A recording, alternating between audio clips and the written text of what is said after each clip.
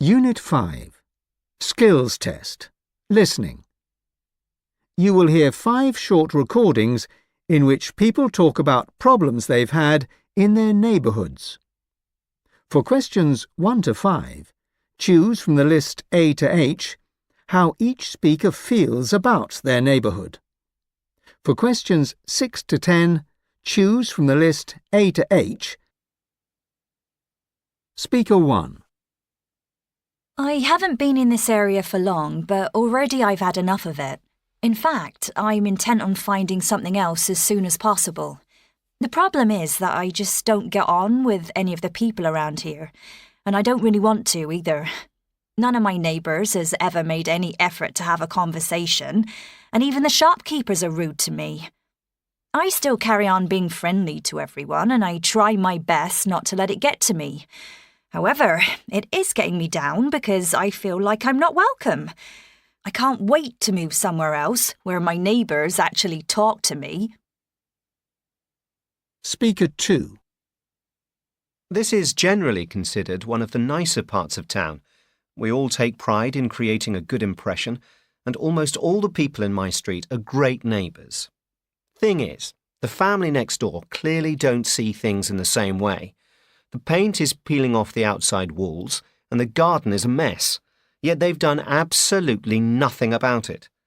What I'm worried about is that it's affecting house prices in our street. After all, who wants to buy a house next door to one that looks shabby and in bad condition? Not long ago, I tried to persuade my neighbours to tidy their house up a bit, and to be fair, they said they would, but let's see what happens. Speaker 3.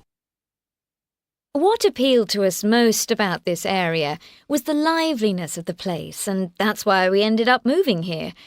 What we didn't realise, though, is that we'd never get a good night's sleep. The house next door is rented by students, and if they're not having loud parties, they're talking at the tops of their voices at 1 o'clock in the morning. I spoke to the landlord and told him how annoyed I was, but he just said, "What do you expect? You live near a university." Of course, he's right. I just wish we'd thought about that before we moved in. Speaker 4. This used to be a nice, close-knit neighbourhood. People would help each other out, and we all looked out for each other. Now, no one seems to care. If you just look around you, there's graffiti everywhere. The bus stop has been vandalised. It's heartbreaking, but it's virtually impossible to get anyone to do anything about it.